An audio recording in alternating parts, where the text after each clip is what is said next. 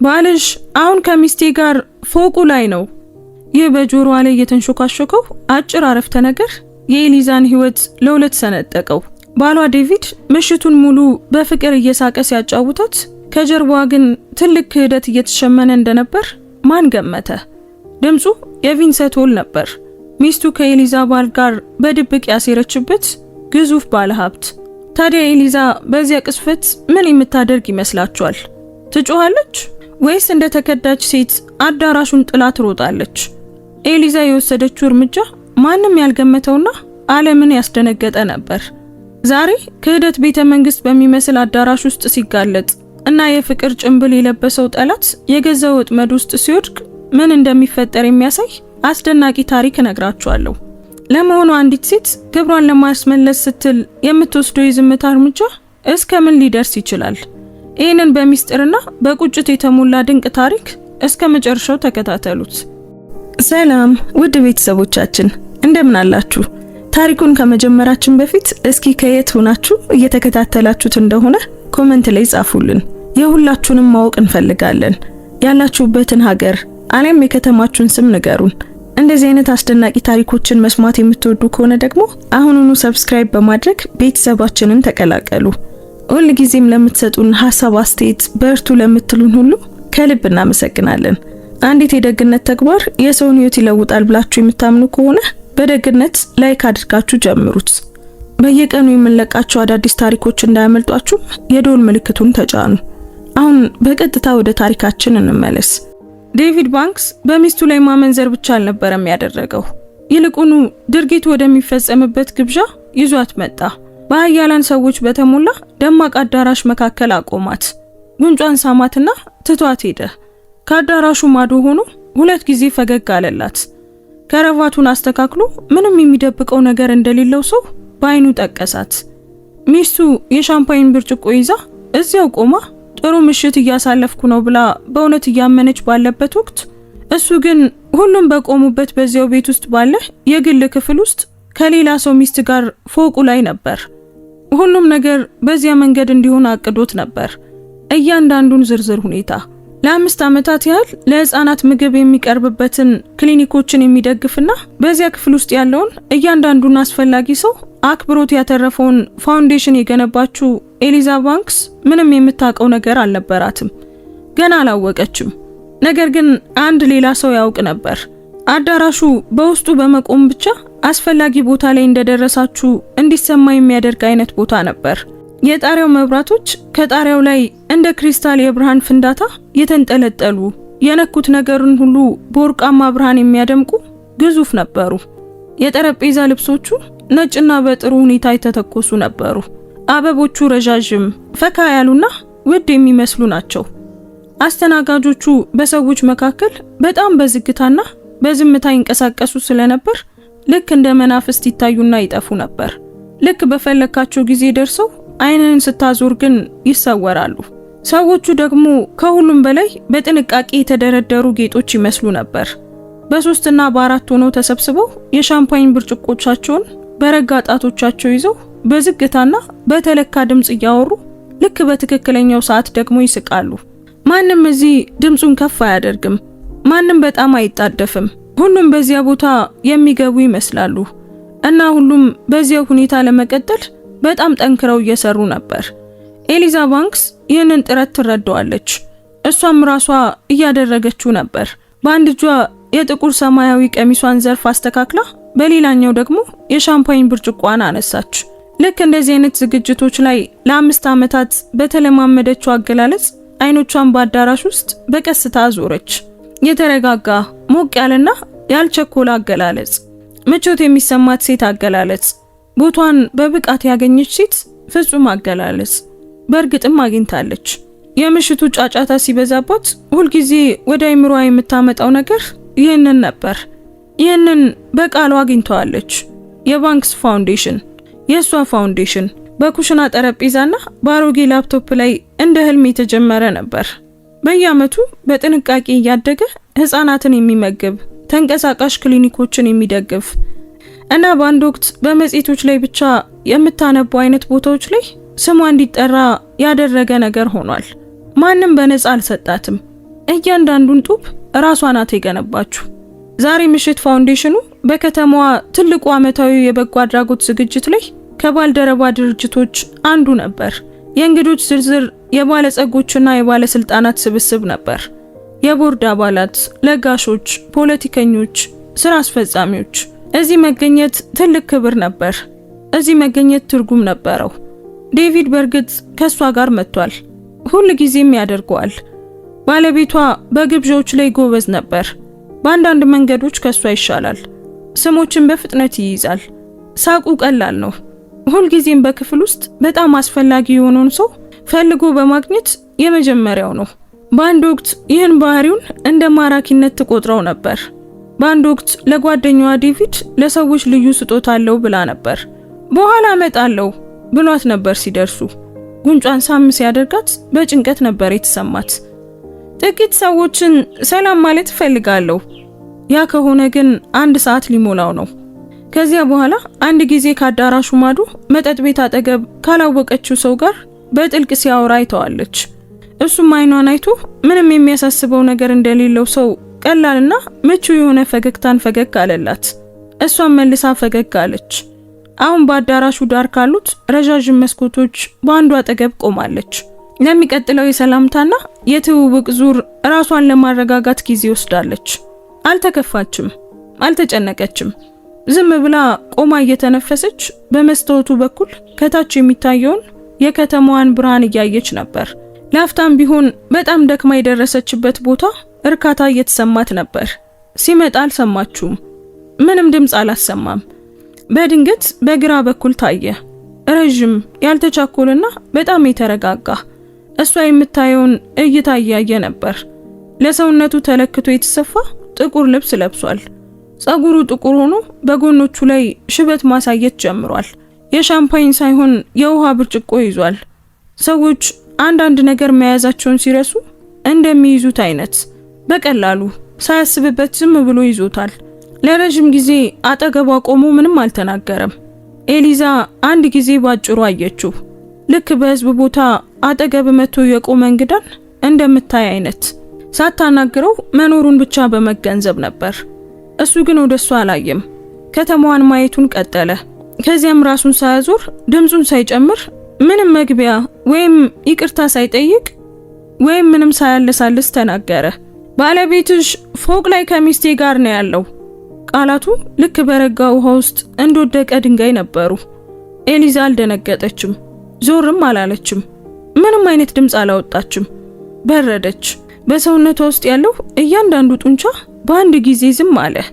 እጇ አሁንም የሻምፓኝ ብርጭቆ ላይ ነው። ብርጭቆም አሁንም ወደ ከንፈሮቿ ግማሽ መንገድ ላይ ነው። አይኖቿ አሁንም በከተማው ብርሃን ላይ ናቸው። ምንም እንዳልተለወጠ ከመስኮቱ ውጭ ያለው ዓለም ልክ እንደቀድሞ ከ3 ሰከንድ በፊት እንደነበረው ሁሉ ነበር። ምክንያቱም የአይምሮዋ ክፍል እንደ መተንፈስና ሚዛን መጠበቅ ያሉ ተራ ነገሮችን የሚያስተዳድረው ክፍል መመሪያ መቀበል አቁሞ ነበር። ግብዣው በርግጥ ከበስተጀርባዋ ቀጥሏል። አንድ ሰው ሳቀ። የአስተናጋጅ ትሪ በዝግታ ተጋጨ። የጣራ መብራቶቹ ምንም ሳይሰማቸው ውብ ሆነው መብራታቸውን ቀጠሉ። ራሷን በጣም በቀስታ አዞረች። እናም አየችው። እሱ ቀድሞውኑ እያያት ነበር። ፊቱ ዝም ያለ ነው። ቀዝቃዛ ባይባልም ነገር ግን ቁጥጥር የሚደረግበት፣ አንድ ሰው በጣም ከባድ ውሳኔ አድርጎ ከራሱ ጋር መከራከሩን ሲጨርስ የሚታይበት አይነት ገጽታ ነበረው። አይኖቹ ጥቁርና የተረጋጉ ነበሩ። የሷን አይኖች ሲያዩ አልራዱም። ይቅርታ ድምጿ ወጣ። በዚህም ተገረመች። ድምጿ ራሱ ከውስጧ የጠፋ መስሏት ነበር። ሰምተሽኛል? ልክ እንደሷው በዝግታና በረጋ ድምጽ ጠየቀ። ማወቅ ይገባሻል ብዬ አስቤ ነው። በፊቱ ላይ አንድ ነገር ፈለገች። ስህተት፣ አለመግባባት፣ ከሌላ ሰው ጋር እንዳታለላት የሚያሳይ ምልክት፣ ወይም እስካሁን ካላየችው ሰው የመጣ ጨካኝ ቀልድ። ከነዚህ ውስጥ ግን ምንም አላገኘችም። አገላለጹ ምንም አይነት ጭካኔ፣ እርካታ ወይም ደስታ አልነበረውም። ለረጅም ጊዜ የተሸከመውን መልእክት የሚያደርስና በመጨረሻም መልእክቱን አስቀምጦ የሚያርፍ ሰው ይመስል ነበር። አንተ ማነህ ብላ ጠየቀች። ለተጨማሪ 1 ሰከንድ አያት። ከዚያም በዝግታና ያለምንም ኩራት ይህ ቤት የኔ ነው አለ። ስሙ ቪንሰንት ሆል ይባላል። ያለምንም ትምክህት ተናገረው። ሰዎች ስማቸው በጣም የታወቀ ሲሆንና ስለሱ መጨነቅ ሞኝነት በሚመስልበት ጊዜ ስማቸውን እንደሚናገሩት አይነት ለዛ ነበረው። ኤሊዛ በዚያ የቀዘቀዘ ሁኔታ ውስጥ ሆና እንኳን ወዲያውኑ አወቀችው። በዚህ አዳራሽ ውስጥ ያለ እያንዳንዱ ሰው ይህንን ስም ያውቀዋል። ቪንሰንት ሆል የሆል ግሩፕ መስራችና ሊቀመንበር ነው። ስሙ በህንፃዎች፣ በሆስፒታሎች፣ በኢንቨስትመንት ፈንዶችና በበጎ አድራጎት ፕሮግራሞች ላይ በአገሪቱ ሁሉ የሚታወቅ ድርጅት። እሱ ሀብቱ ከገንዘቡ በላይ ከሆነ ቆይቶ ወደ ሌላ ነገር የተቀየረ አይነት ሰው ነበር። ተጽዕኖ መፍጠር የቻለ ዘላቂነት ያለው ከመጠን በላይ ስላለው ተጨማሪ መመኘት አሳፋሪ በሚሆንበት ደረጃ ላይ ያለ ሰው ዝም ያለና የማይናወጥ ስልጣን። እሱ ደግሞ ኤሊዛ አሁን እንደተረዳችው የዛሬው ምሽት ግብዣ አስተናጋጅ ነው። ይህ የሱ ቤት ነበር። እነዚያ የሱ የጣሪያ መብራቶች፣ የሱ አበቦች፣ የሱ የጠረጴዛ ልብሶች ነበሩ። በመካከሉ እንደ መናፍስት የሚንቀሳቀሱት አስተናጋጆች የሱ ሰራተኞች ነበሩ። በዚህ ክፍል ውስጥ ያለ እያንዳንዱ ነገር ቪንሰንት ሆል እንዲኖር ስለወሰነ ብቻ ያለ ነው። እናም እሱ እዚህ አጠገቧ ቆሞ መሬቱን ከእግሯ ስር በቀስታ የሚነቀንቅ ነገር እየነገራት ነው። እንድትረጂኝ ነው የምፈልገው አለ። ድምፁ አሁንም ዝቅ ያለና ቁጥጥር የሚደረግበት ሆኖ። እየገመትኩ አይደለም። ኤሊዛ ምንም አልተናገረችም። ልክ የሚቀጥለው ነገር ልታገግሙበት የምትችሉት መሆኑን እርግጠኛ ሳትሆኑ ስትቀሩ የምታደርጉት አይነት ዝምታ። እንደዛ ዝም አለች። በጃኬቱ ኪስ ውስጥ እጁን ሰዶ ስልኩን አወጣ። ምንም አይነት ድራማ ወይም ዝግጅት ሳይኖረው ልክ ሰዓት እንደሚያሳይ ሰው ወደ እሷ አዞረው። በስክሪኑ ላይ ከደህንነት ካሜራ የተወሰደ ፎቶ ነበር። ምስሉ ግልጽና ብሩህ ነበር። ፎቅ ላይ ያለ የግል መተላለፊያ፣ ምንጣፍ የተነጠፈበት፣ መጨረሻው ላይ አንድ በር የሚታይበት እና በዚያ መተላለፊያ ውስጥ በምስሉ ላይ የቀሩ ሁለት ሰዎች ነበሩ። ፊታቸው በደንብ ይታይ ነበር። አንደኛው በግልጽ ዴቪድ ነበር። ኤሊዛ ምስሉን ለ3 ሰከንድ ያህል አየችው። ከዚያም ዞር አለች። መንጋጋዋ ጠጥሮ ነበር። የሚሰማትን ስሜት ፊቷ ላይ ላለማሳየት ለመቆጣጠር የምታደርገው ጥረት ነበር። ምን ያህል ጊዜ ሆነው? ጠየቀች። ቪንሰንት ስልኩን መልሶ አስቀመጠ። ዛሬ አንቺን ልፈልግ ከመጣሁበት ጊዜ ጀምሮ 47 ደቂቃ ሆኖታል። ሰዓቱን አየ። ትንሽ ቀላል ሰዓት፣ ምንም የማይታይበት። አሁን ጥቂት ጨምሮ ይሆናል። ያለፈውን አይደለም የፈለኩት። ላፍታ ዝም አለ። አውቃለሁ። ላሰብሽው ጥያቄ መልሱ ብዙ ወራት ነው። ከአዳራሹ በስተጀርባ ያለው ጫጫታ የጨመረ መሰለ። ወይም ደግሞ ኤሊዛ በውስጧ በጣም ዝም ስላለች የውጭው ነገር ሁሉ ጎልቶ እየተሰማት ሊሆን ይችላል። ከአዳራሹ መሃል አጠገብ አንድ ሰው ለምስጋና ንግግር አደረገ። እናም የጭብጨባ ድምጽ ተሰማ። የብርጭቆች ድምጽ። ወደ ግል ፎቁ የሚወስደው ሊፍት ኮድ ይፈልጋል። ቪንሰንት ንግግሩን ቀጠለ። ድምጹ አሁንም የተረጋጋና ጥንቃቄ የተሞላበት ነበር። ያ ኮድ ያላቸው 4 ሰዎች ብቻ ናቸው። ሚስቴ አንዷ ነበረች። ዝም አለ። ለሱ ሰጥቷለች። ኤሊዛ እንደገና አየችው። በራስህ የግል ፎቅ ላይ ካሜራ አለህ ማለት ነው? በዚህ ህንጻ ውስጥ በየትኛውም ቦታ ካሜራ አለኝ አለ በቀላሉ። ከዚህ በፊት የተሰረቁ ሰዎች ልማድ ነው። በዚህ የመጨረሻ አረፍተ ነገር ውስጥ በድምጹ ላይ ትንሽ የማይታይ ለውጥ ነበር። ልክ ድንጋይ ላይ እንዳለ ስንጥቅ አይነት። ይህም ኤሊዛ በበለጠ ጥንቃቄ እንድታየው አደረጋት። በዚህ ነገር አልተጎዳም ማለት አይደለም። ቁጥጥር እያደረገ ነበር። ሁለቱ ልዩነት ነበረው። እርጋታው እውነተኛ እርጋታ ነበር፣ ነገር ግን እሱን ጠብቆ ለማቆየት ዋጋ የሚያስከፍል አይነት። ይህ ደግሞ በሚገርም ሁኔታ በበለጠ እንድታምነው እንዳደረጋት ተሰማት። ወደ ክፍሉ ዞር አለች። በሰዎች መካከል የዴቪድ ጃኬት ወይም ደግሞ የዴቪድ ጃኬት መሆኑን እርግጠኛ የሆነችበትን ነገር ቀደም ብሎ ቆሞበት የነበረው መጠጥ ቤት መቀመጫ ላይ ተንጠልጥሎ አየችው። ለመውሰድ አልተመለሰም ነበር። ለጥቂት ጊዜ አየችው። ቆይ ይሄንን ለምን ትነግረኛለህ ብላ ጠየቀች። ለምን በግልጽ አትጨርሰውም? ፎቅ ላይ ሰው ላክ ወይም ስልክ ደውል። ቪንሰንት ሆል ለጥቂት ጊዜ ዝም አለ። ምክንያቱም አለ ሁኔታው ከግንኙነት የበለጠ የተወሳሰበ ነው። ሙሉ በሙሉ ወደሱ ዞረች። አይኖቿን አየ እና አጠገቧ ከታየበት ጊዜ ጀምሮ ለመጀመሪያ ጊዜ በአገላለጹ ላይ ትንሽ ለውጥ ታየ። አዘኔታ አይደለም።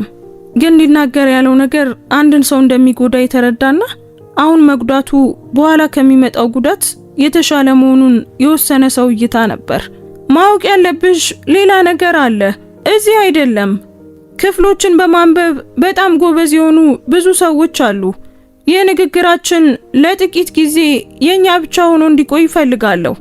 ወደ አዳራሹ ዳር ረዣዥም የመስታወት በሮች በከፊል ተከፍተው ወደ ሰፊና ጨለማ በረንዳ ወደሚወስዱበት ራሱን ዘንበል አደረገ። አብረሽኝ ተራመጂ አለ። ትዕዛዝ አልነበረም፣ ግን ደግሞ ጥያቄም አይመስልም። ብቸኛው ትክክለኛ ቀጣይ እርምጃ ይመስል ነበር። ይህም ኤሊዛ ይህ ሰው ስለ ሁሉም ነገር የሚናገረው በዚህ መንገድ እንደሆነ አሰበች። የሻምፓይ ብርጭቋን መስኮቱ ላይ አስቀመጠች።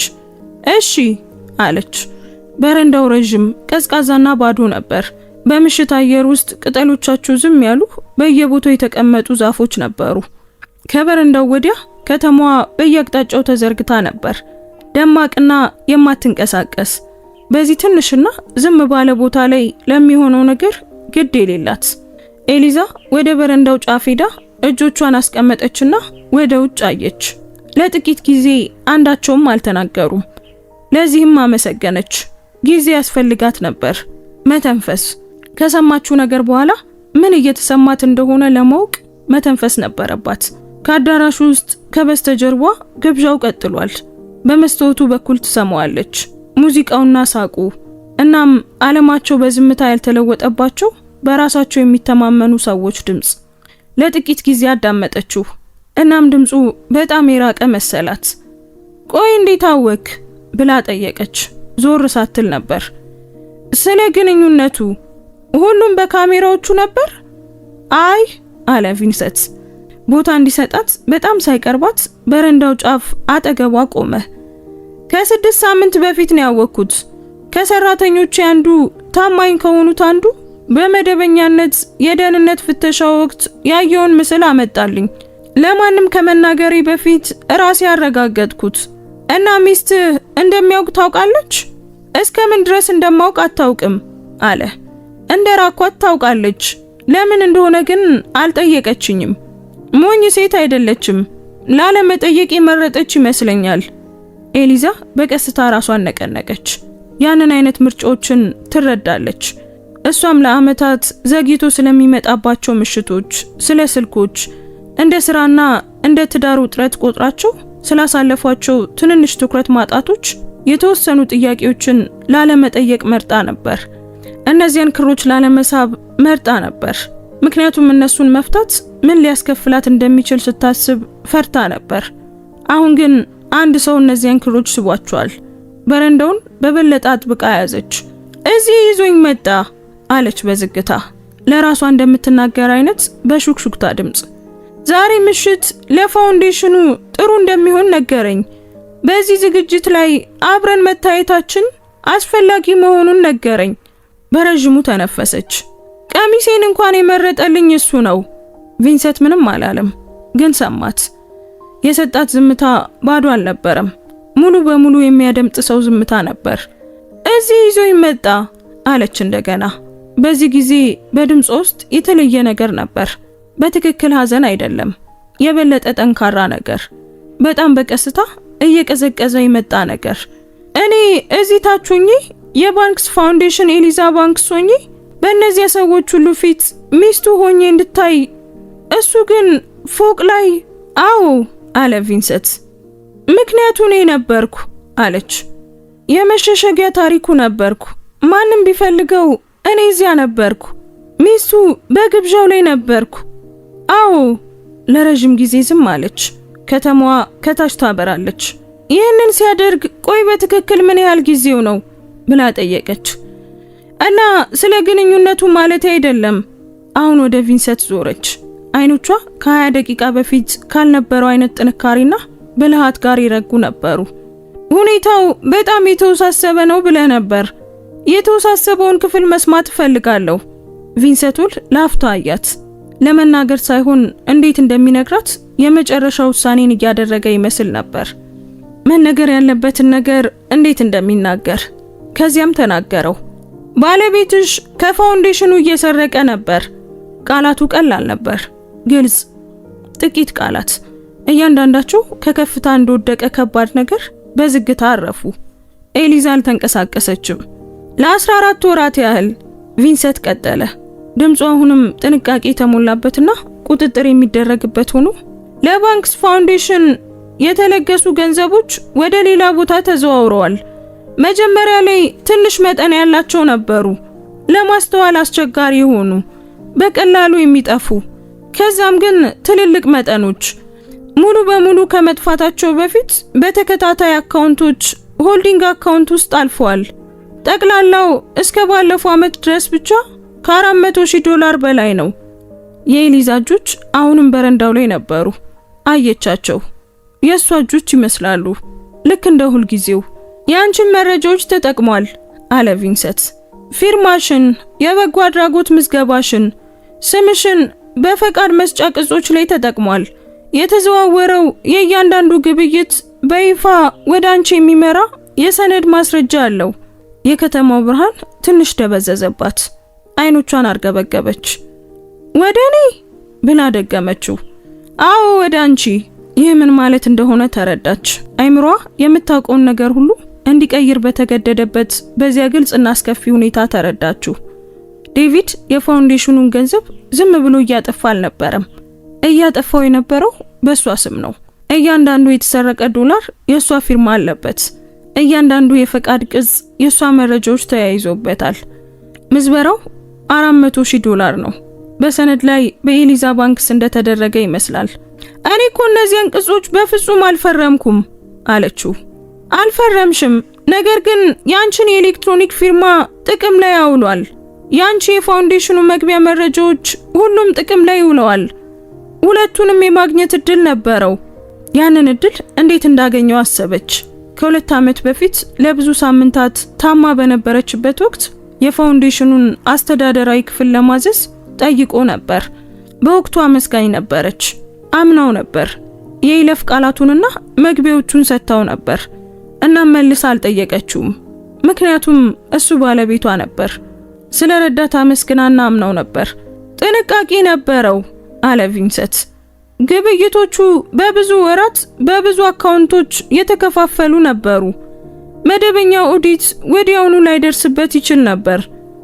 የታወቀው አንደኛው ተቀባይ አካውንት ቀደም ብሎ ከሌላ ምርመራ ጋር በተያያዘ የኩባንያዬ የሕግ ቡድን ይከታተለው ስለነበረ ነው።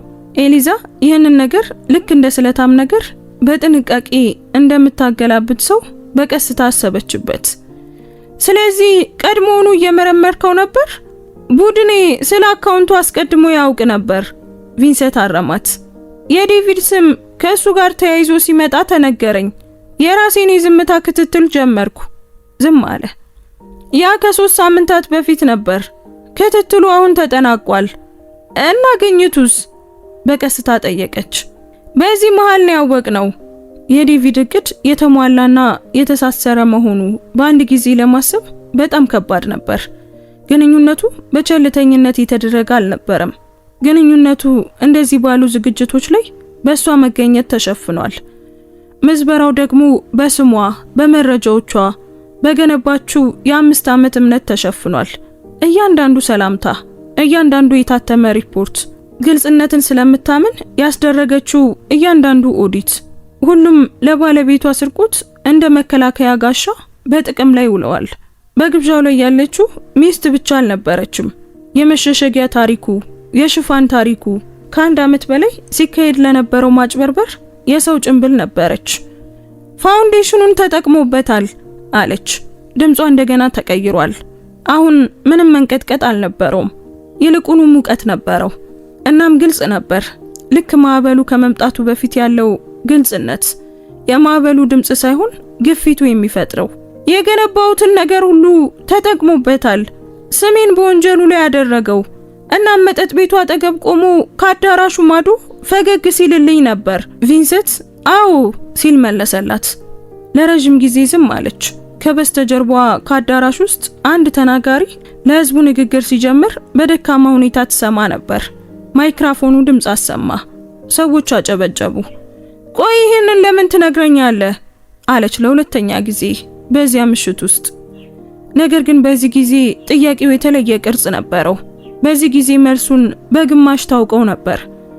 ምክንያቱም አለ ቪንሰንት እና ለመጀመሪያ ጊዜ ድምፁ ከእርጋታው በታች የሆነ ነገር ነበረው።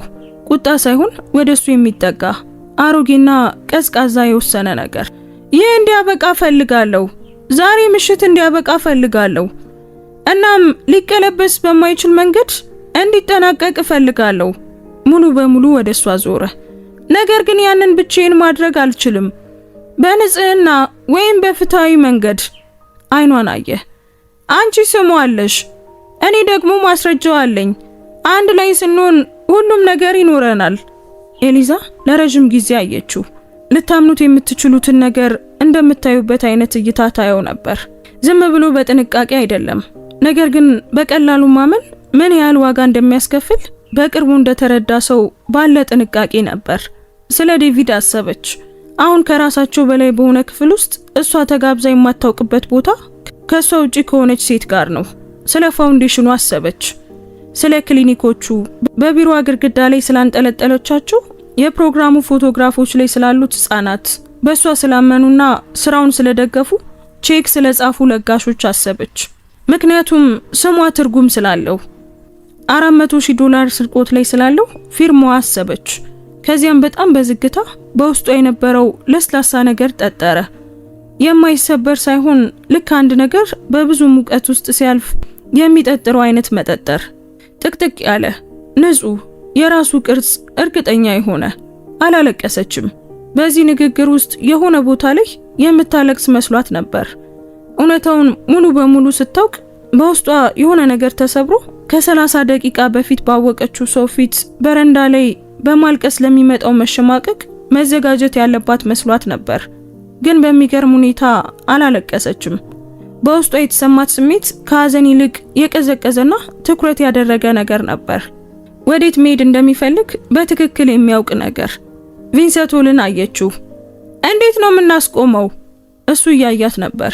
በትክክል እነዚያን ቃላት ሲጠባበቅ እንደነበረ ተሰማት።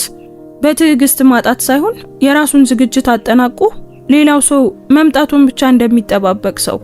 በጩኸት አይደለም፣ ጩኸት የተዝረከረከ ነው።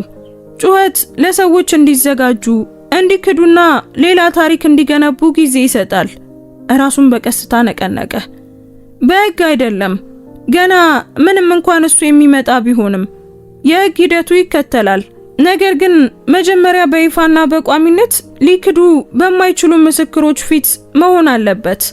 ወደ አዳራሹ በሮች ዞረች። በ20 ደቂቃ ውስጥ ዝግጅት አለ።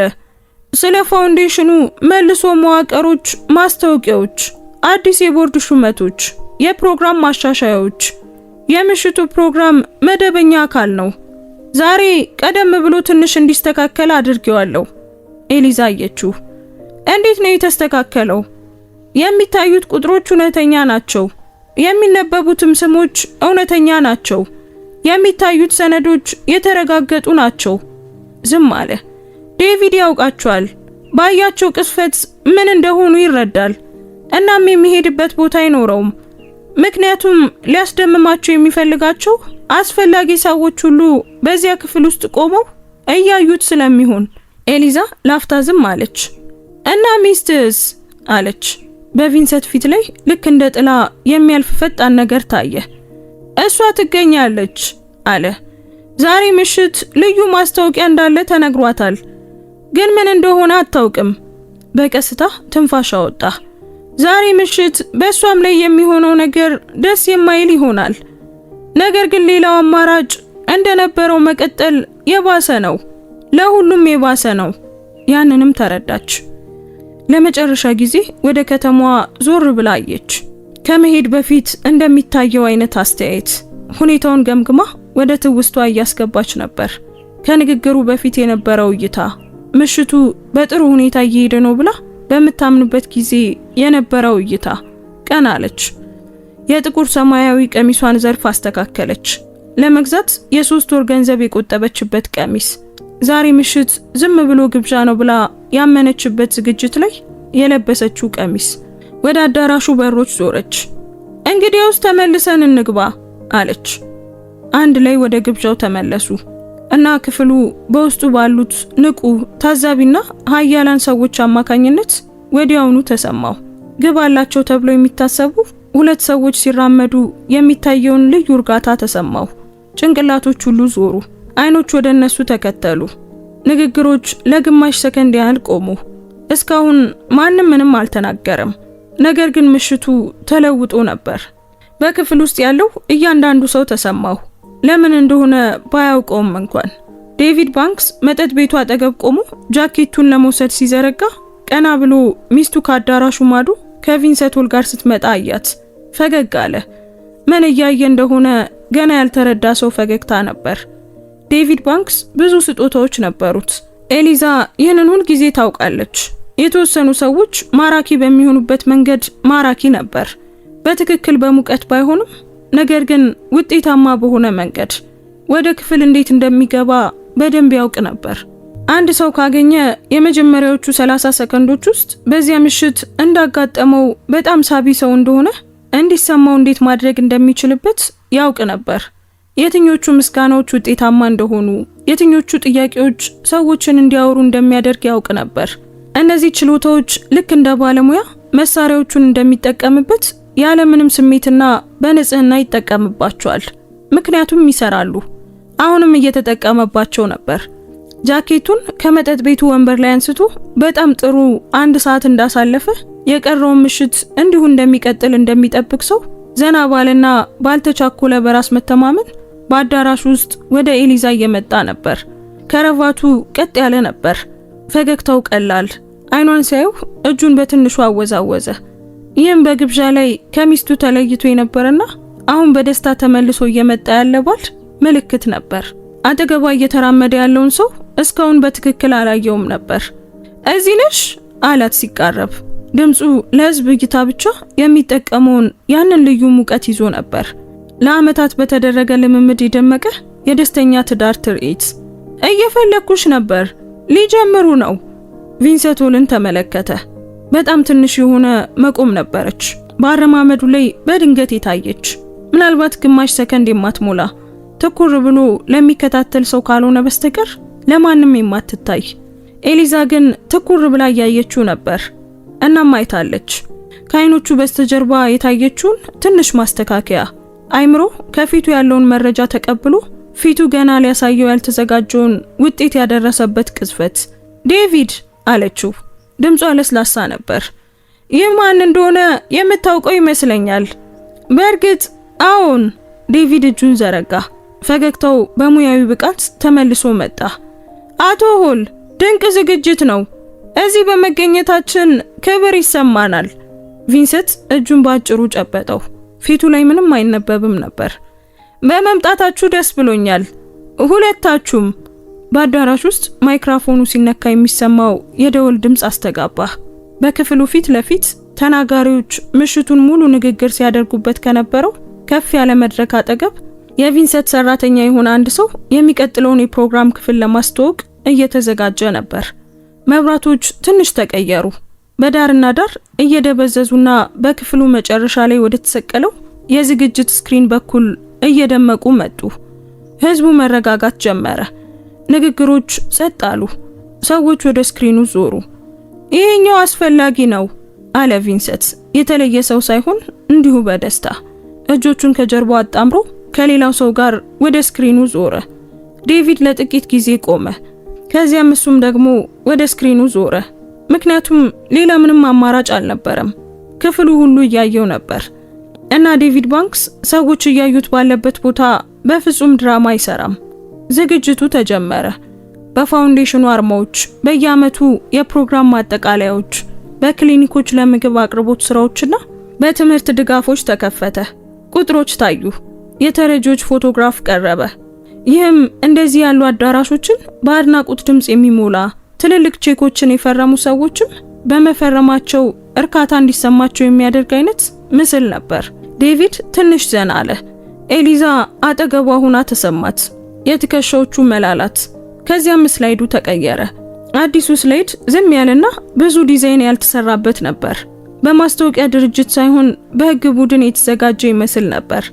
ንጹህ አምዶች፣ ትክክለኛ ቁጥሮች በቀላል ፊደል የፋይናንስ ክለሳ፣ የባንክስ ፋውንዴሽን አካውንቶች፣ ከወር 1 እስከ 14 የሚል ርዕስ ነበረው። ዴቪድ በጣም ደነገጠ። ቁጥሮቹ ግልጽ ነበሩ። መጠኖቹ በዝርዝር ቀርበዋል። ቀኖቹ በቅደም ተከተል እስከ 14 ወራት ወደ ኋላ ተዘርዝረዋል። እያንዳንዱ መረጃ ከአካውንት ቁጥርና ከግብይት ፈቃድ መለያ ጋር ተጣምሮ ቀርቧል። ስክሪኑ ሆለ ተብሎ ትልቅ ነበር፣ በጣም ትልቅ እና በዚህ አዳራሽ የፊት ለፊት ግማሽ ላይ ያለ እያንዳንዱ ሰው ያለ ችግር ሊያነበው ይችል ነበር። ሁለተኛው ስላይድ ታየ። ይሄኛው ተቀባይ አካውንቶችን፣ ከነሱ ጋር የተያያዙ ስሞችን፣ በስሞቹ መካከል ያለውን ግንኙነትና የምዝበራ መረቡን ያሳይ ነበር። አቅራቢዋ ግራጫ ልብስ የለበሰች ሴት ስትሆን ለተሰበሰበው ሕዝብ ተለክቶ በተዘጋጀ ንግግር በረጋና በስልታዊ መንገድ ታስረዳ ነበር። ሶስተኛው ስላይድ መጣ። ይሄኛው ከላይ ስም ነበረው፣ የዴቪድ ስም። ከሱ በታች የኤሊዛ መረጃዎች፣ ፊርማዋ፣ የፋውንዴሽን መግቢያዋ፣ እያንዳንዱ በሰነድ የተደገፉ፣ እያንዳንዳቸው ቀን ያለባቸውና እያንዳንዳቸው ማረጋገጫው በዴቪድ ስም የተመዘገበ መሳሪያ መደረጉን እና ኤሊዛ ሌላ ቦታ መሆኗ በተረጋገጠባቸው ወቅቶች ከዴቪድ እንቅስቃሴ ጋር በሚገጥሙ ቦታዎች መከናወናቸውን የሚገልጽ ማስታወሻ ነበራቸው። ክፍሉ በጣም ጸጥ አለ። ሰዎች በጨዋነት የሚያደምጡበት አይነት ዝምታ አልነበረም። ልክ በመስኮት በኩል እንደ ተወረወረ ድንጋይ በምሽቱ መሃል የወደቀ ውጥረት የነገሰበት የተለየ ዝምታ ነበር። ጭንቅላቶች ዞሩ። ሰዎች ኤሊዛን አዩ፣ ዴቪድንም አዩ። መልሰው ወደ ስክሪኑ ተመለከቱ። ዴቪድ ለመውጣት ዞረ። በአዳራሽ ውስጥ 3 የቪንሰንት የደህንነት ቡድን አባላት ቆመው ነበር። የደንብ ልብስ አልለበሱም ነበር። ምሽቱን ሙሉ እንደ ሌሎች እንግዶች ተመስለው በተለያዩ ቦታዎች ቆመው ነበር። ምንም አይነት አስደናቂ እንቅስቃሴ አላደረጉም፣ አልተጣደፉም። ዝም ብለው ብቻ ቦታ ቀየሩ። አንደኛው ከዋናው በር አጠገብ፣ አንደኛው ደግሞ ከጎን መውጫ አጠገብ፣ አንደኛው ደግሞ ያለምንም መጣደፍ በዴቪድ ግራ ክንድ አጠገብ ታየ። ዴቪድ አጠገቡ ያለውን ሰው ተመለከተ። ሰውየው ምንም አልተናገረም። በስራው በጣም ጎበዝ በሆነና ይህንን ከዚህ በፊት ባደረገ ሰው የትዕግስትና በጣም የተረጋጋ አገላለጽ መልሶ አየው። ዴቪድ ቆመ። ከዚያም ኤሊዛን አየ። እሷ ዝም ብላ ስክሪኑን እያየች ነበር። ፊቷ ፍጹም የተረጋጋ ነበር። እጆቿ በጎኖቿ ላይ ነበሩ። ወደሱ ፈጽሞ አላየችም። ቪንሰንት ሆልን አየ። ቪንሰንትም እንዲሁ ስክሪኑን ዝም ብሎ እያየ ነበር። ሌላ ማንኛውንም የምሽቱን ፕሮግራም እንደሚያደምጥ ሰው አገላለጹ ትኩረት የሰጠ ነበር። የዴቪድ መንጋጋ ጠነከረ። ፈገግታው አሁን ከፊቱ ላይ ሙሉ በሙሉ ጠፍቷል። በቁጣ ወይም በድራማ ሳይሆን ጭንብል የለበሰ ሰው ያንን ማድረጉ ምንም ጥቅም እንደሌለው ሲረዳ ጭንብሉ ከፊቱ እንደሚወርድ አይነት ተረድቷል። ኤሊዛ እንደተረዳ ማየት ትችላለች። መረቡ ምሽቱን ሙሉ እዚያው ነበር፣ ተዘጋጅቶ ተቀምጦና በትክክል ተለክቶ። እሱም እየሳቀ ወደ መሃሉ ገባ። ስላይዱ ለመጨረሻ ጊዜ ተቀየረ። ከአሁን ሰዓት ጀምሮ የሚተገበር የፋውንዴሽኑ አመራር መልሶ ማዋቀር፣ ገለልተኛ የኦዲት ኮሚሽን ተሾመ። አዲስ የቦርድ ቁጥጥር ተዘረጋ። የአዲሶቹ የቦርድ አባላት ስም ተዘርዝሯል። የኤሊሳ ስም ከላይ ነበር። ብቸኛ ዳይሬክተር ከጎን በኩል ገባች። ስሟ ካትሪን ሆል ይባላል። ለረጅም ጊዜ በሀብት መካከል በቆዩ ሴቶች ልዩ ጥበቃ ውብ ነበረች። ጥንቃቄ የተሞላባትና የተረጋጋች።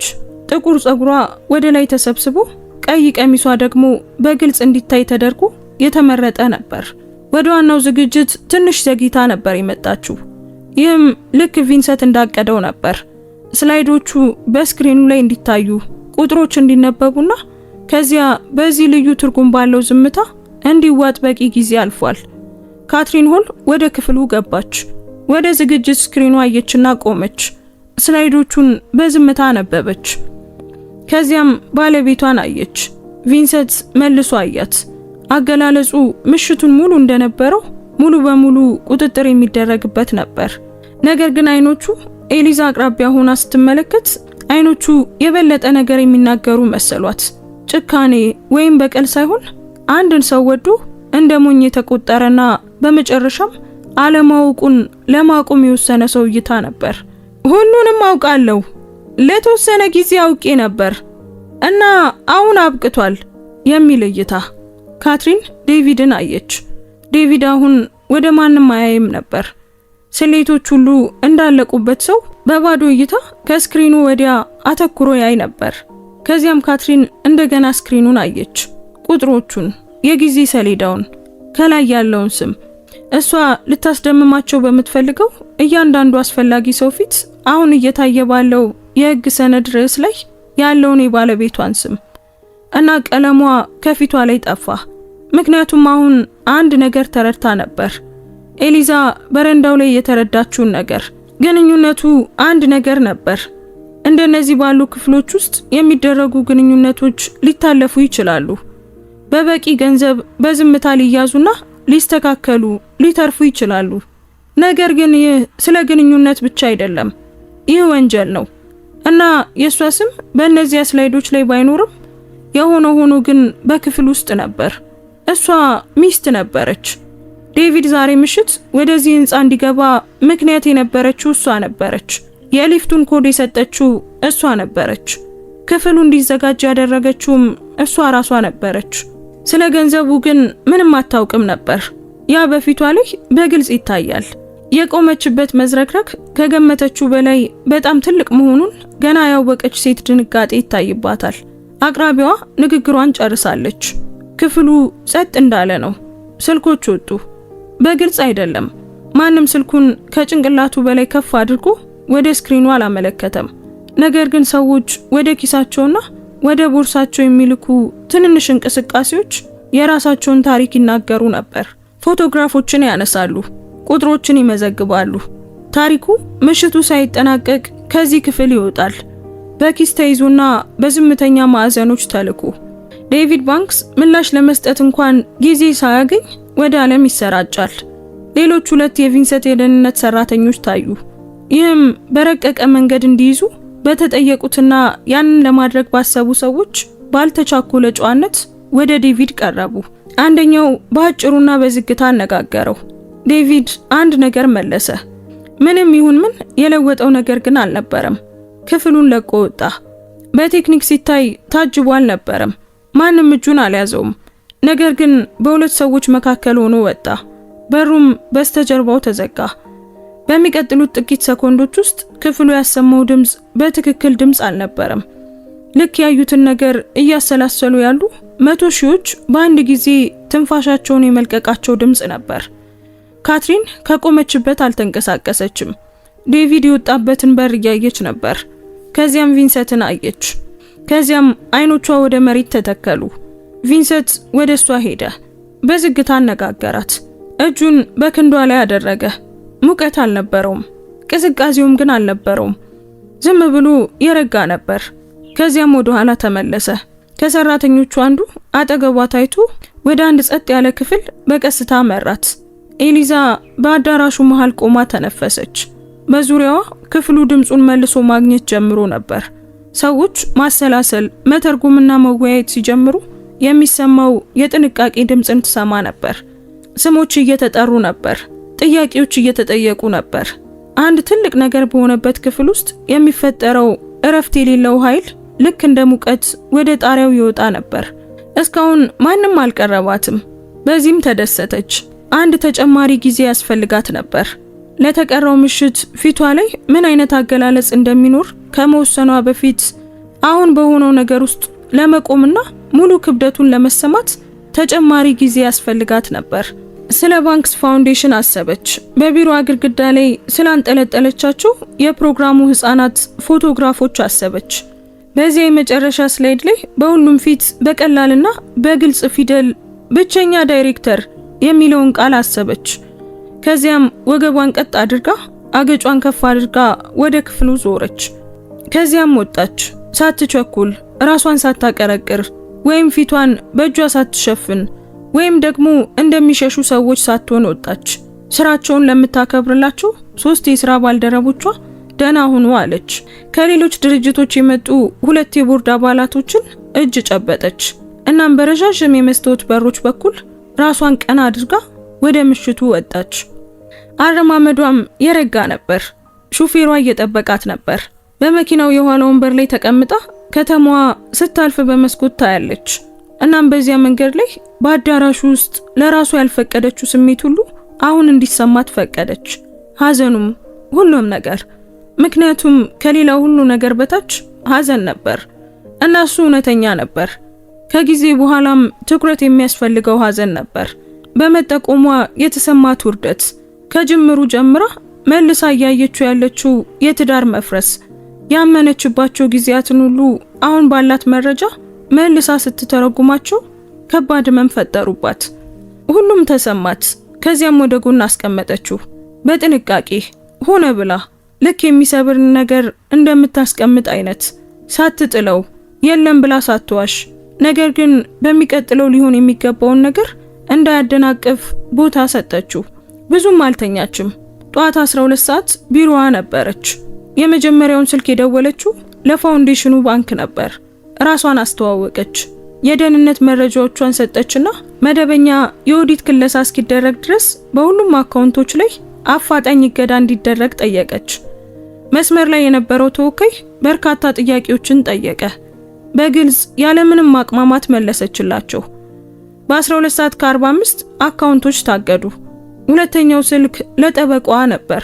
በጣም ጠዋት ስለነበር ከእንቅልፉ ቀሰቀሰችው፣ ግን አልተከፋም። ከኤሊዛ ጋር ለረጅም ጊዜ ስለሰራ አሁን ጠዋት ከ1 ሰዓት በፊት ከደወለች በእርግጥም ስለ ትንሽ ነገር አይደለም። ሁኔታውን በቀላልና በተደራጀ ቃላት አስረዳችው። በርካታ ጥያቄዎችን ጠየቃት። ለእነርሱም በግልጽ መለሰችለት። የመለያ ሰነድ ሴፓሬሽን ፊሊንግ ሊሰራ በሚችልበት ፍጥነት ፈልጋለሁ። ኤሊዛ፣ የማደርገውን አውቃለሁ፣ በቁጣ ሳይሆን በጥንካሬ ተናገረች።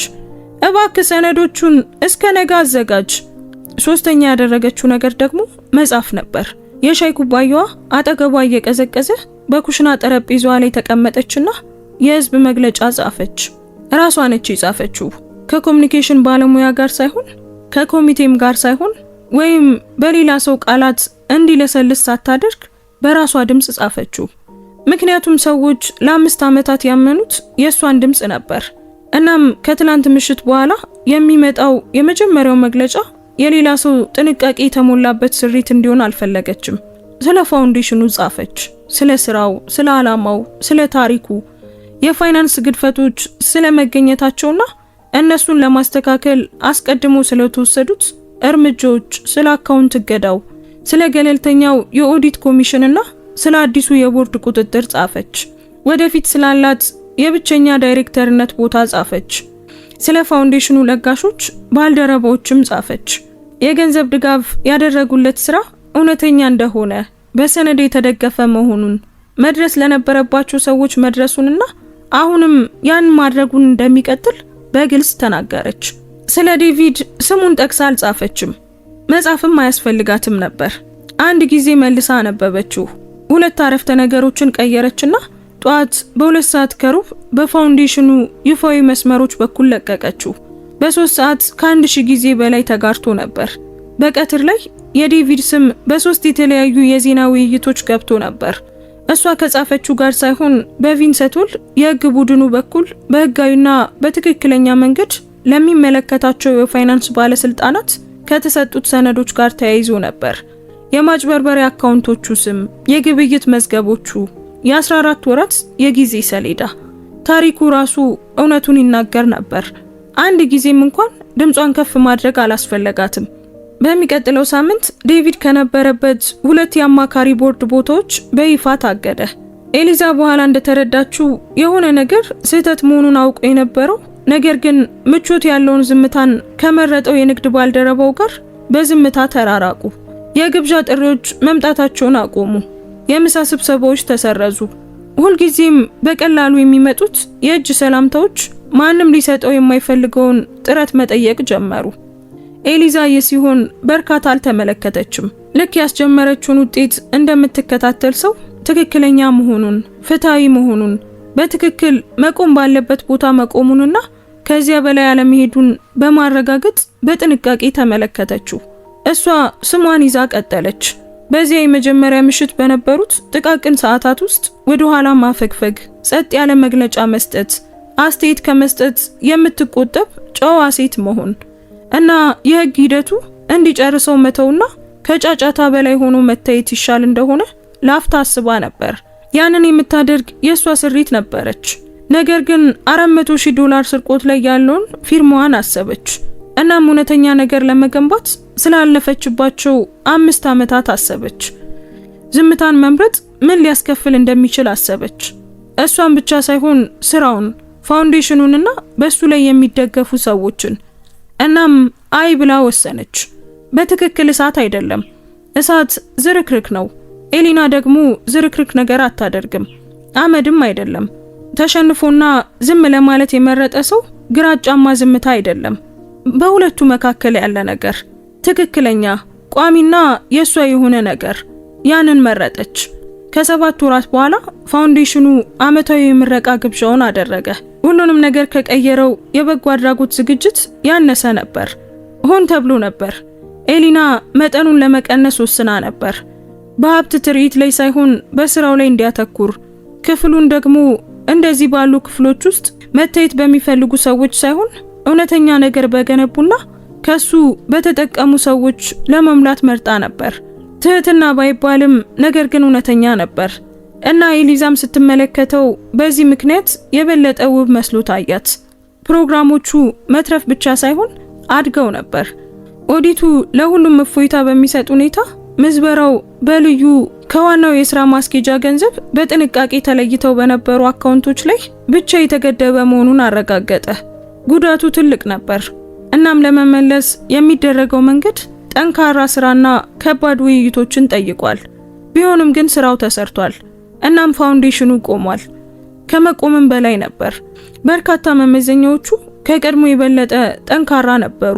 ምክንያቱም አዲሱ ቦርድ፣ አዲሱ የቁጥጥር መዋቅርና አዲሱ የፋይናንስ ቁጥጥሮች የፈጠሩት የግልጽነትና የተጠያቂነት ደረጃ ባልተጠበቀ ሁኔታ ለጋሶችን ከማስደንገጥ ይልቅ የበለጠ እንዲተማመኑ አድርጓቸዋል። ባለፉት 4 ወራት ውስጥ አዳዲስ የገንዘብ ድጋፍ ስምምነቶች ተፈርመዋል። ኤሊዛ በክፍሉ ዳር ባለው መስኮት አጠገብ ቆማ ነበር። በዚያ ቦታ ላይ ለመቆም በእርግጥ አላቀደችም ነበር። ነገር ግን የውሃ ብርጭቆ ይዛ እዚያው ቆመች። በዝግጅቶች ላይ መጠጣት አቁማ ነበር ለተወሰነ ጊዜ። አይምሮዋ በጣም ንቁ መሆን ሲያስፈልገው፣ እናም ልማዱ ቀረ። እያየች ያለችውን ነገር እንደገነባ ሰው ዝም ባለ የእርካታ ስሜት ክፍሉን ትመለከተው ነበር። ሳታየው በፊት ሰማችሁ። ድምጹን አይደለም፣ ከመጀመሪያው ጊዜ በበለጠ ራሱን አላስተዋወቀም። ነገር ግን አብሮት የመጣው ልዩ እርጋታ፣ በዙሪያው ያለው አየር ራሱን ትንሽ የሚያደራጅበት መንገድ። ቪንሰንት ሆል መጥቶ አጠገቧ ቆመ። ክፍሉን ቃኘ። እሷም ክፍሉን አየች። ላፍታ አንዳቸውም ምንም አልተናገሩም። የህፃናት ክሊኒክ ፕሮግራም አለ በመጨረሻም። የሩብ ዓመት ሪፖርቱን አነበብኩት። አዲሱ ተቋም ባለፈው ወር ተከፈተ። አዎ፣ ቁጥሮቹ ጥሩ ነበሩ። ዝም አለ። የፋውንዴሽኑ ቦርድ እንዴት እየሄደ ነው ብሎ ጠየቃት። ጥሩ ነው፣ ከጠበቅኩት በላይ ነው። ከድሮ ቦርድ የበለጠ ከባድ ጥያቄዎችን ይጠይቃሉ። ትንሽ ፈገግ አለች። ያንን አልጠላውም። ራሱን ነቀነቀ። እሱም ደግሞ ሻምፓኝ ሳይሆን ውሃ ይዞ ነበር። ከ7 ወራት በፊት የዛኔ ካገኘችው ሰው የተለየ መስሎ ታያት። ልክ ከሱ ጋር የነበረው ረጅም ክርክር ጨርሶ በስተመጨረሻም ሊቆይበት ወዳሰበው ቦታ እንደደረሰ ሰው። ፍቺው ከግብዣው ከ6 ሳምንት በኋላ ተጠናቆ ነበር። በግል በብቃትና በትንሽ የህዝብ ጫጫታ ተይዞ ነበር። ይህም ኤሊዛ እንደተረዳችው ቪንሰንት ሆል ሁሉንም ነገር የሚይዝበት መንገድ ነበር። ካትሪን አሁን ርቃ ሄዳለች። ዴቪድም ምናልባት ውጤት ላይ ከመድረሱ በፊት ለሌላ 1 ዓመት የሚቀጥል የህግ ሂደት ውስጥ ነበር። የኤሊዛ የራሷ መለየት ከግብዣው ጥቂት ቀናት በኋላ ተመዝግቧል። ያለምንም ድራማ እየቀጠለ ነበር። እሷና ቪንሰንት በትክክል ጓደኛ ማቾች አልነበሩም። ቃሉ በትክክል አይገልጻቸውም። በዚህ ጊዜያት ውስጥ 7 ጊዜ በስልክ ተነጋግሯል። ሁልጊዜም ለተወሰኑ ተግባራዊ ምክንያቶች ብቻ። ሁልጊዜም በአንዳቸው ተጀምሮ ለተጨባጭ ዓላማ እና ዓላማው ሲጠናቀቅ ንግግሩም በዚያው ያበቃል። በአካል 2 ጊዜ ተገናኝቷል። ሁለቱም ጊዜያት ለህጋዊ ቅንጅት ነበር። ረጅም መልስ የሚጋብዝ እንዴት ነሽ የሚል ጥያቄ ጠይቆ አያውቅም። እሷም ሰጥታ አታውቅም። ነገር ግን በመካከላቸው አንድ ነገር ነበር። የግድ ቃል የማይፈልጉለት ነገር ግን በአንድ ክፍል ውስጥ ሲሆኑ የምታውቀው ነገር፣ መተዋወቅ። አንድ ላይ እውነተኛ ነገር ውስጥ ባለፉና እያንዳንዳቸው ሌላኛው በጫፍ ውስጥ እንዴት እንደሚንቀሳቀስ ባዩ ሁለት ሰዎች መካከል ያለ ልዩ መረዳት። እሷ አላናደዳትም። ያንን በራሷ አይምሮ ውስጥ ግልጽ ለማድረግ ትፈልጋለች። መረጃ ሰጥቷታል፣ መድረክ አመቻችቶላታል። እናም እሷ ለተስማማችበትና አብራው ለፈጸመችው ውጤት የሀብቱን ክብደት ጨምሮላታል። ነገር ግን እሷ አላዳናትም። ማዳን አያስፈልጋትም ነበር። እውነቱን ትፈልግ ነበር፣ ጊዜ እናም መወሰን ትፈልግ ነበር። በመጨረሻም ወሰነች። ውሳኔዎቹም የሷ ነበሩ። እሱ ምስክር ነበር፣ ትክክለኛ ብቁና እኩል ዓላማ የነበረው ምስክር። ያ ትንሽ ነገር አልነበረም፣ አላሳነሰችውም። ነገር ግን በትክክል እንዲሰየም ትፈልጋለች። አየችው። አመሰግናለሁ አለችው። ስላደረከው ነገር በጣም አመሰግናለሁ። እኔ ባላደርገውም ትደርሽበት ነበር። አዎ፣ ነገር ግን አንተ የጊዜ ሰሌዳውን አሳጠርክልኝ እና በራሴ ምርጫ እንዳደርገው ቦታ ሰጠኸኝ። ለጥቂት ጊዜ ዝም አለ።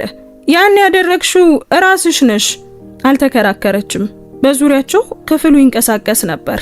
ስለ ስራው በእውነት በሚያስቡ ሰዎች እርጋታ ይነጋገሩና ይስቁ ነበር። ከአዳራሹ ማዶ አንድ ሰው የኤሊዛን ስም ጠራና ፎቶግራፍ አሳያት። ከአዲሱ ክሊኒክ ህፃናት አንዱ ህፃናት ፎቶ ሲነሱና ሁኔታው ሲያስቃቸው በሚስቁበት መንገድ እየሳቀ ነበር። ብርጭቋን ወደ ፎቶ አቅጣጫ ከፍ አደረገች እና ከርካታ የበለጠ ሙቀት ያለውና ዝም ያለ ነገር በውስጧ ሲያልፍ ተሰማት። ድል አይደለም፣ በእርግጥ ድልን ጠብቃ ነበር። ነገር ግን የተሻለ ነገር አገኘች። ቀጣይነት። ስራው አሁን ቀጥሏል። ስሟ አሁን በትክክል እሱ ላይ ነበር። በብቸኝነት በንጽህና የተገኘ የተመረጠና ያለ ጥርጥር የሷ የሆነ። ሊቀብራት የሞከረው ነገር ይልቁኑ ከፍ ብላ የገነባችበት መሬት ሆነ። ወደ መስኮቱ ተመለከተች። ከተማዋ ልክ እንደ ሁልጊዜው ወደ ውጭ ነበረች። ደማቅና ግድ የሌላት በሺዎች በሚቆጠሩ የመስኮት መብራቶችና ጎዳናዎች ስር የራሳቸውን ረጅም ታሪክ በሚሮጡ ሰዎች የተሞላች። ሁልጊዜም በየትኛውም ክፍል ውስጥ በጣም አደገኛው ሰው ድምጹን ከፍ የሚያደርገው እንዳልሆነ በዝምታ ታምን ነበር። ግልጽ ስልጣን ያለው ወይም በጣም የሰሉ ክንዶች ያሉት ወይም ደግሞ በጣም ጠንካራ ፈገግታ ያለው ሰውም አልነበረም። በየትኛውም ክፍል ውስጥ በጣም አደገኛው ሰው ምን እየሆነ እንዳለ የሚረዳ ስለሱ ግን ምንም ድምጽ የማያሰማና ለመንቀሳቀስ ትክክለኛውን ጊዜ የሚጠባበቅ ሰው ነበር። እሷ ያ ሰው ነበረች። አሁንም ያ ሰው ነች። አንዳንድ ክህደቶች ፈጽሞም ባይገባቸውም ብላ ታስባለች። በጥንቃቄ፣ በትክክል፣ ያለ ድራማ፣ ያለ ጭካኔ የሚደርሱ ውጤቶች ይገባቸዋል። አንድ ሰው ሲሰቃይ በማየት እርካታ ሳይሆን ነገር ግን ያለ ምህረትም ጭምር። ምህረት የድክመት መሸፈኛ በሚሆንበት ቦታ። ዴቪድ ባንክስ አሁን ሁሉንም ነገር አጥቷል። ስሙ ተሰባብሯል። የህግ ሁኔታው ለመፍታት አመታትን ይወስዳል። እናም በመጥፎ ሁኔታ ይፈታል። ከምንም ነገር በላይ ትልቅ ዋጋ ይሰጠው የነበረው ማህበራዊው ዓለም ከተሸናፊዎች ጋር መቆራኘት በማይፈልጉ ሰዎች ቋሚ ቅልጥፍና በሩን ዘግቶበታል። የእሱን ውድቀት ከቂም በመነሳት አላዘጋጀችውም። ይልቁኑ ከእውነታው በመነሳት አዘጋጀችው። ዝም ብላ የውሳኔዎቹ ውጤቶች ከእሷ ጋር ሳይሆን ከእሱ ጋር በትክክል እንዲያያዙ አደረገች። በቃ ያ ብቻ ነበር። እናም ያ በቂ ነበር። ቪንሰንት አጠገቧ ምንም ተጨማሪ ነገር አልተናገረም። መናገርም አያስፈልገውም። ኤሊዛ ባንክስ የውሃ ብርጭቋን ይዛ ከተማዋን አየች። እናም በረጅሙ ተነፈሰች እና የሆነ ቦታ ከታች ፋውንዴሽኑ ህፃናትን የመመገብ ክሊኒኮችን የመደገፍ ስራውን ቀጥሏል። በዓለም ውስጥ በዝምታና በቋሚነት ለሷ ብቻ በሆነውና ሁልጊዜም በሆነው ስም እየተንቀሳቀሰ ነበር። አንዳንድ ክህደቶች እውነት ነው እንባ አይገባቸውም፣ ይልቁኑ ውጤት ይገባቸዋል። እና ኤሊዛ ባንክስ ያንን አረጋገጠች። ውድ ቤተሰቦቻችን የዛሬው ታሪካችን በዚሁ ተጠናቋል። ታሪኩን እንዴት አገኛችሁት? ምንስ ተማራችሁበት? እዚህ ድረስ ካያችሁትና ከጨረሳችሁት ጨርሻለሁ እያላችሁ ጻፉልን። አንዲት የደግነት ተግባር የሰውን ህይወት ትለውጣለች ብላችሁ የምታስቡ ከሆነ ላይክ እና ሼር አድርጋችሁ ሌሎች ብዙዎች እንዲማሩበት አድርጉ። እንደዚህ አይነት አስደናቂ ታሪኮችን መስማት የምትወዱም ከሆነ ሰብስክራይብ በማድረግ ቤተሰባችንን ተቀላቀሉ። በየቀኑ የምንለቃቸው አዳዲስ ታሪኮች እንዳያመልጧችሁ የደውል ምልክቱን ተጫኑ። እናመሰግናለን። እንወዳችኋለን። ቸር ቆዩን።